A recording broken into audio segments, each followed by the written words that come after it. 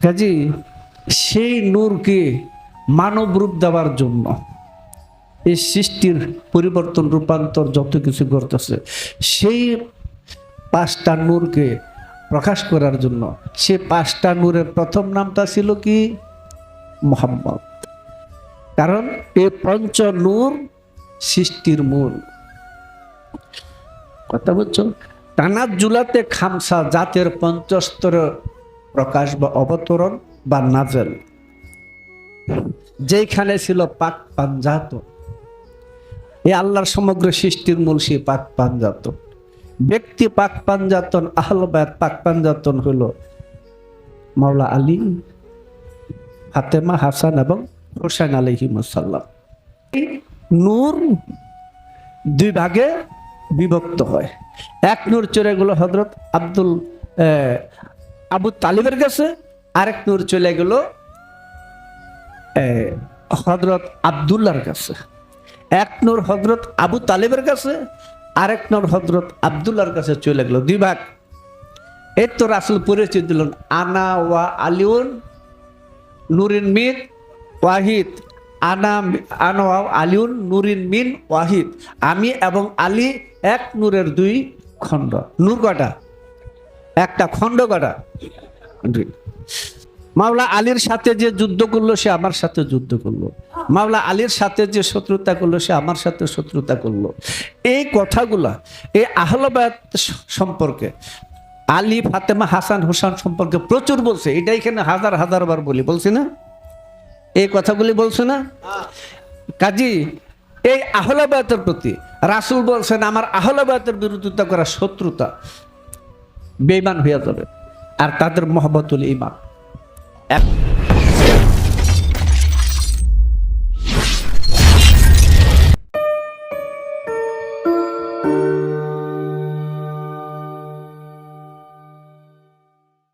মদিতে পাবে আল্লাহর দর্শন। আল্লাহুম্মা সাল্লি আলা সাইয়্যিদিনা মাওলানা মুহাম্মদ ওয়া আলা আলিহি।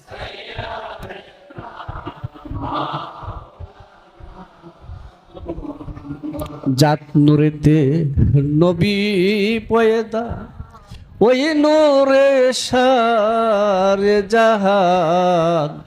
গাও সকলে তার গুণগান, অহে সকল মুসলমান। আল্লাহুম্মা সাল্লি আলা সাইয়্যিদিনা মাওলানা মুহাম্মদ ওয়া আলা আলি সাইয়্যিদিনা মাওলানা মুহাম্মদ। আলহামদুলিল্লাহ। আজকের এই মাহফিল যদিও গতকাল বুধবার, মঙ্গলবার সন্ধ্যার পরের থেকেই আশুরা, তবে একই সাথে বুধবার বৃহস্পতিবার, তাই বুধবারে আমরা মাহফিলটা না করে বৃহস্পতিবার একসাথে করলাম। কারণ একাধারে পাশাপাশি 2টা অনুষ্ঠান করা খুব কষ্ট। তবে আশুরাতে যে আলোচনা, এখনো তো সেই আলোচনাই, বিষয়টা হলো ওইটা, পুরা মাসটাই আশুরার প্রভাব। তো আজকে বরকতুল্লাহ একটু বাবেরই মানুষ, মাঝে মাঝে পাগলামি কথা বলে। তো বাবাজি হিমেলও আজকে আলোচনা একটু করলো, ভালোই লাগলো। কারণ এখানে বলার একটু সাহস শক্তি অর্জন করারও বিষয় আছে। তো শুনি ইউটিউবে এর আলোচনা আছে, ভালো দরকার আছে।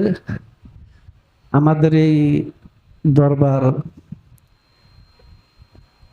বর্তমান বিশ্বের মধ্যে একটা বিশেষভাবে পরিচিত। আমরা যদিও আমরা সাজসজ্জায় তেমন কিছু নাই, অর্থনীতিকে তেমন কিছু নাই, কিন্তু আমাদের দরবারে এমন একটা জিনিস ইনশাল্লাহ দয়ালার ইচ্ছা আছে, যে জিনিসটা বাংলাদেশের কোনো পীর মাশায়েখের কাছে খুব কম পাওয়া যাবে।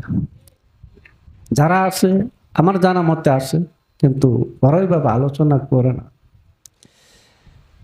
তারপরে মাওলানা সরাল আলম চিস্তি, ওনার আবার একদিক দিয়ে হলো রেজবি।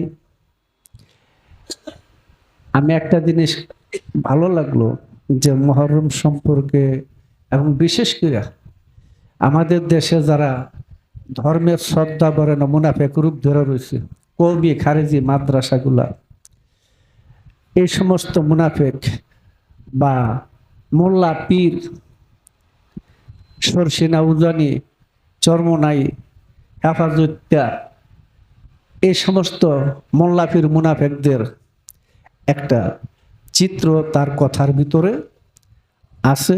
এই জিনিসটা অনেক সুন্দর। সত্য কেউ বুঝতে না পারলে কোনোদিন সত্য লাভ হয় না। ওনার আলোচনার ভিতরে দেখলাম বেশ কিছু একটা আধ্যাত্মিকতার ভাব সুন্দর আছে। আজকের এর আলোচনাটা অন্যরকমের ভালোই লাগলো। আমি আশা করি সামনে আরো এই সমস্ত বাতিল পন্থীদেরকে চিহ্নিতরা আলোচনার মাধ্যমে সবাই তুলে ধরতে পারবে। আমাদের দরবারে যারা আলোচনা করে, তো অ্যাডভোকেট মান্নান আসতে পারে নাই, মাওলানা ইয়াসিন কাজে চলে গেছে, মুফতি নূর আলম সেও একটা চাকরি চাপে আছে, নয়তো আসতো। ভালো লাগলো আজকের এই আলোচনাটা, সুন্দর। তো আমি এখন আর কোন দিকে যাই, যেভাবে আলোচনা করছে ও বড় সুন্দর, ভালো লাগছে, এটা প্রয়োজন ছিল, ঠিক না? তা আমিও সংক্ষিপ্তভাবে উপরের থেকে নিচের দিকে আসি। কারণ কারবালার ইতিহাস বলতে গেলে এটা পর্ব লাগবে, এক পর্ব, দুই পর্ব, তিন পর্ব বলতে বলতে বলতে বলতে অন্তত মোটামুটি 5-7 ঘন্টা লাগে। আলোচনাটা অনেক। যাই হোক, আমরা জানি আমাদের দরবারে, তোমরা সবাই জানো, একটা হাদিস কুরসি আমি সবসময় বলি, সেটা হলো কুন্তু কানজান মকফিয়ান বাত্তু আন উরাফা ফা খালাক্তু খালক। আল্লাহ বলছেন, আমি গুপ্ত ধনাগারে ছিলাম, পুশিদার গোলা স্বরূপ ছিলাম, নিজেকে পরিচিত করার মানুষে আমি সৃষ্টির সৃজন করলাম। আল্লাহ পাক তার সে জাত নূরকে বিস্তার লাভ করায় 18,000 মাখলুকার সৃষ্টি করার জন্য তিনি তানাজ্জুলাতে খামসা জাতের 5টা স্তরের প্রকাশ ঘটাইলেন। জাতের 5 স্তরের প্রকাশ ঘটাইলেন। সেই 5 স্তরের মধ্যে জাতের 3টা স্তর দিয়ে 18,000 মাখলুকার সৃষ্টি করছেন, আর একটা স্তর দিয়ে তিনি আরশ কুরসি লৌহ কলম আসমানের সমগ্র সৃষ্টি করছেন। কথা বলছো? কাজী সেই নূরকে মানব রূপ দেওয়ার জন্য এই সৃষ্টির পরিবর্তন রূপান্তর যত কিছু করতেছে, সেই 5টা নূরকে প্রকাশ করার জন্য, সে 5টা নূরের প্রথম নামটা ছিল কি? মুহাম্মদ, তারপরে মাওলা আলী, তারপরে ফাতেমা, তারপরে হাসান এবং হুসাইন। এটা মাওলা আলীর তরিকার ভিতরে, সাধারণ আমার ভিতরে যারা নাই তারা এই ভেদ কোনোদিন বুঝবে না। কারণ এই পঞ্চ নূর সৃষ্টির মূল। কথা বলছো? তানাজ্জুলাতে খামসা জাতের 5 স্তরের প্রকাশ বা অবতরণ বা নাজেল, যেখানে ছিল পাক পাঞ্জাতন। এই আল্লাহর সমগ্র সৃষ্টির মূল সেই পাক পাঞ্জাতন। ব্যক্তি পাক পাঞ্জাতন, আহলে বায়াত পাক পাঞ্জাতন হলো মাওলা আলী, ফাতেমা, হাসান এবং হুসাইন আলাইহিমুস সালাম। এখন আল্লাহ পাক এই নূর সৃষ্টি করলেন, সেই নূরের উসিলাতে আদমও মুক্তি পাইলেন। সেই নূরকে হযরত আদমের পেশানিতে স্থাপন করলেন।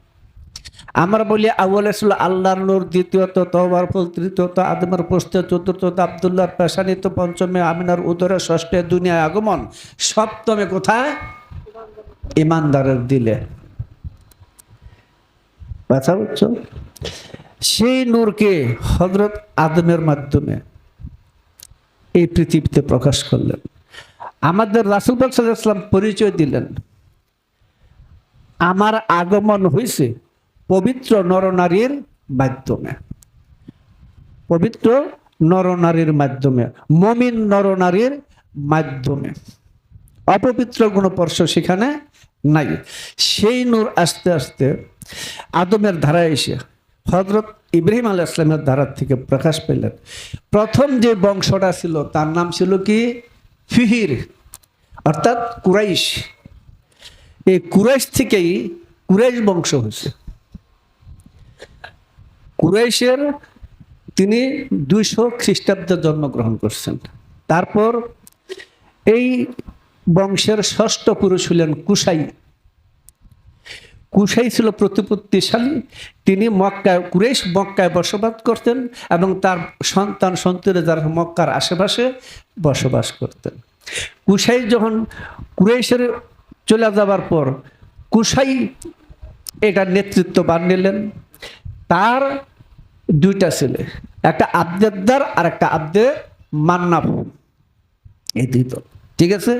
এই আব্দে মান্নাফ এবং আব্দেদ্দার, এই 2টা থেকে যদিও আব্দেদ্দারের মধ্যে মক্কার নেতৃত্ব ছিল, কিন্তু তার চলে যাবার পরে তার ছেলেগুলো ছিল অল্প বয়সে, বিদায় আব্দেদ্দারের ছোট ভাই আব্দে মান্নাফ মক্কার নেতৃত্ব ভাগ গ্রহণ করে নিলেন। সেটা পরিপূর্ণ যোগ্যতা ছিল, প্রভাবশালী ছিল এবং ব্যক্তিত্বশালী ছিল। এই ব্যাপারে খুব কর্মকৌশলী ছিল।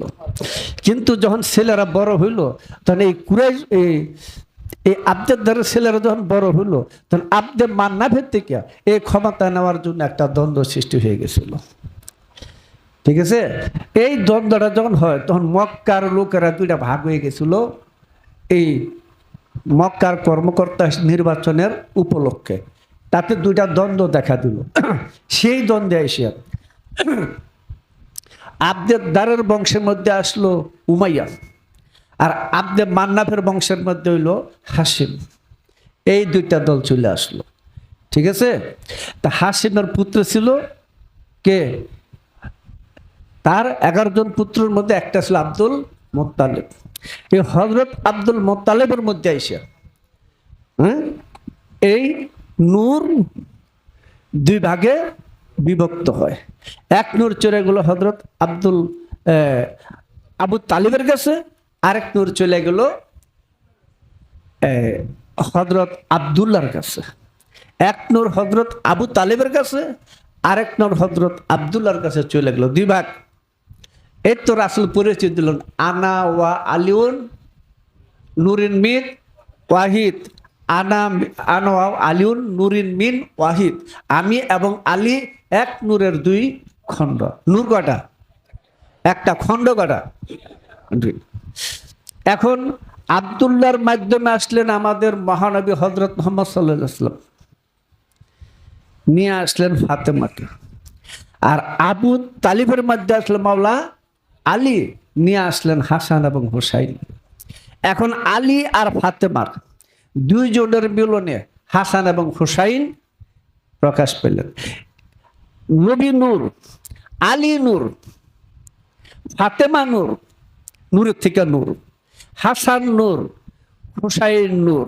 এই পঞ্চনূরের প্রকাশ নবুয়তের ধারায় এই মাওলা মুহাম্মদ, আলী, ফাতেমা, হাসান এবং হুসাইন, এই 5 নূরের প্রকাশ নবুয়তের ক্ষেত্রে। বেলায়েত আর আসমানি জগতে তাদের নাম কি, এটা এখানে বলার বিষয় না, ওটা আরেকটা জিনিস। কথা বলছেন? যদি আসমানি নাম তাদেরকে জানে, দরবারে অনেকে জানো, আসমানি তাদের নাম কি ছিল, বেলায়েতে তাদের নাম কি ছিল। হ্যাঁ, বেলায়েতে খফি, তার ঘর হইল মুহাম্মদ। সেই ঘরের অধিবাসী হইল কয়জন? 4 জন, মোহাম্মদী ঘরের অধিবাসী হলো 4 জন, আলী, ফাতেমা, হাসান, হুসাইন। আর নবুয়তে আমাদের এই জাজিরাতুল আরবে, বর্তমানে ওহাবিগো নাম অনুসারে হলো সৌদি আরব। যদিও সৌদি কথাটা বলাটা এক প্রকার জায়েজ না।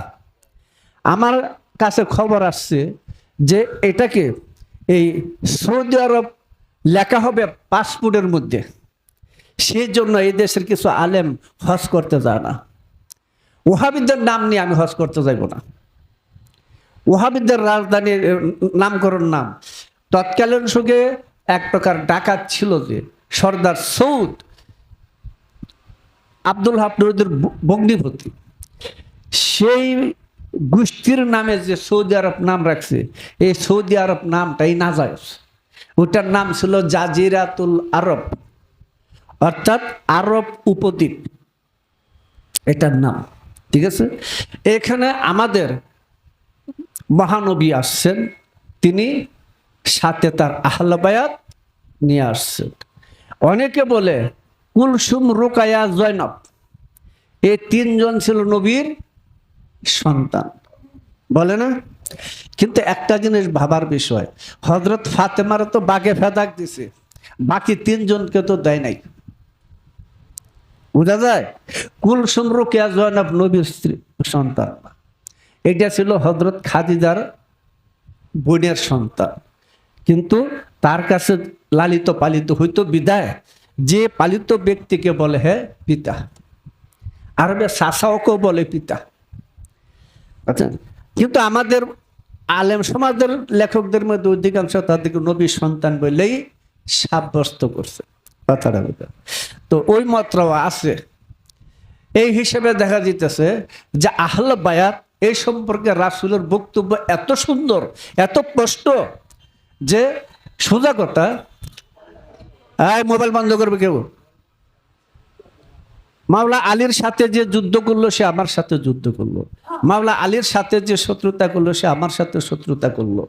এই কথাগুলা এই আহলে বায়াত সম্পর্কে, আলী, ফাতেমা, হাসান, হুসাইন সম্পর্কে প্রচুর বলছে। এটা এখানে হাজার হাজার বার বলছি না? এই কথাগুলি বলছে না? কাজী এই আহলে বায়াতের প্রতি রাসূল বলছেন, আমার আহলে বায়াতের বিরোধিতা করা শত্রুতা, বেঈমান হয়ে যাবে, আর তাদের মহব্বতুল ঈমান। এখন এই যে রাসূল নবুয়ত নিয়ে আসলেন, বেলায়েত নিয়ে আসলেন, এই আব্দুল মুত্তালিব থেকে নবুয়ত বেলায়েত বিভক্ত হলো, 2টা ধারা চলে আসলো। অন্যভাবে বলা যায়, সৃষ্টির আদিতে যখন আদম রূপপ্রাপ্ত হয় তখনও তারা মাওলা আলী বেলায়েত প্রাপ্ত ছিল। ওদিকে আর যাব না, পিছনে যাব না, আমি সংক্ষিপ্ত আসতেছি।